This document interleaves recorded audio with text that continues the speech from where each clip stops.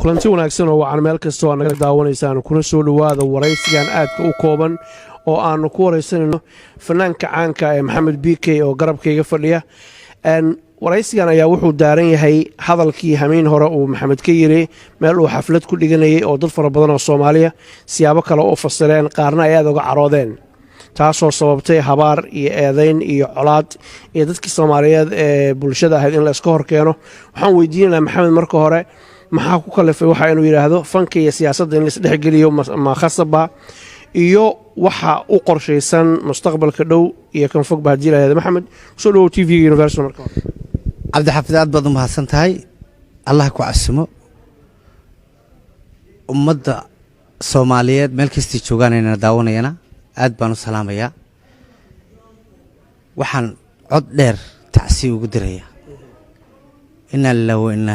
ilayhi raaji'uun dadkii naftooda ku waayay qarax ilaahay dhibtahay naga kor qaado tacsida horta waan dirayaa mar labaadka si xun wuxuu sheeg sixir wuu ka daran yahay dab munaafaqshiday muumin baa ku gubta anigu hadal wanaagsan oo tacsiye baan diray dabadna dad ba ka faa'iideysto xagga kale ka rogay waxaan taageerayaashayda iyo ummadayda Soomaaliyeed meel kastay joogaan ummadayda Soomaaliyeed meel kastay joogaan waan idin jeclahay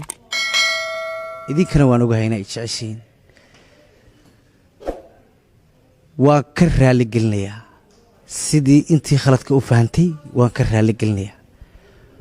muqdisho xaal baan siinayaa mar dambe iyo mar horeba Maxamed tacsi baad dartay dabcan waad ka daqnatay iminkana waa adiga sheegay hameen horena waad sheegtay xalana waa adiga sheegay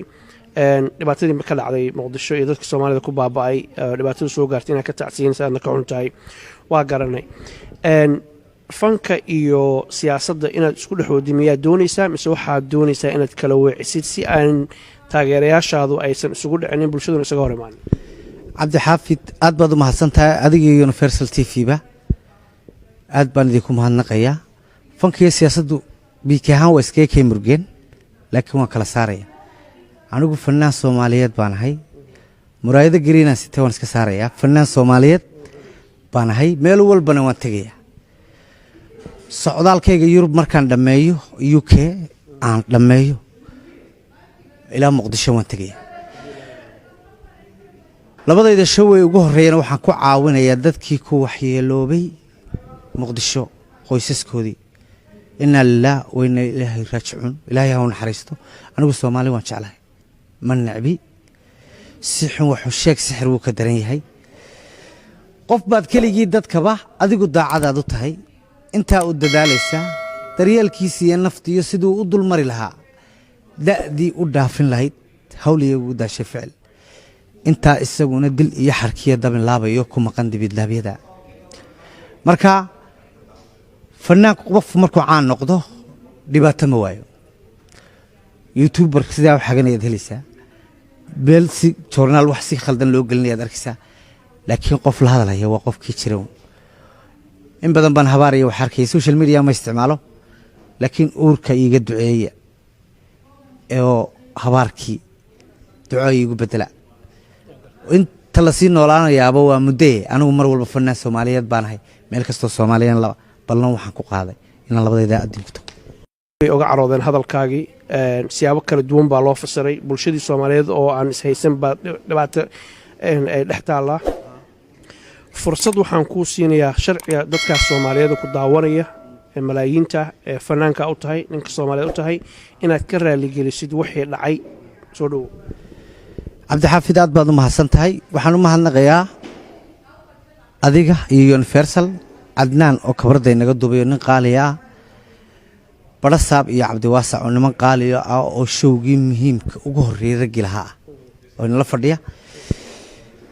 dadka Soomaaliyeed waan ka raali gelinayaa deenu weyn cimaamada ka dhacda khaladkuna waa la ismoodsin karaa igu tuurade markii hore cimaamada waa igu tuurteene igu tuura anigu siyaasad dambena kuma jiro ballan waxaan idinku qaadayaa meel kastoo Soomaali joogto inaan idinku imaado waan idinka raali gelinayaa I love Muqdisho xaalna waan siinaya intaas ayaanu kusoo gabagabaynaynaa haddii ilaahay yidhaahdo waraysigan aadka u kooban ummadda soomaaliyeed qof aan khaldamin ma jiro maxamed waa maqlaysaan raalli kama ihi buu yidhi wixii dhacay waa ka xumahay ilaahay baan khaldaminin shicibkaas soomaaliyeed ee walaalaha isdugsanaya colaad iyo dhibaato yaan la dhex dhigin yaana laga faa'iidaysanna xumaan loo fasirin qof aan khaldaminin adduunka ma jiro walaalka hadduu raalli ku yidhaahdo madaxaa la saartaa aad baa u mahadsantihiin maxamed aad baadna u mahadsantahay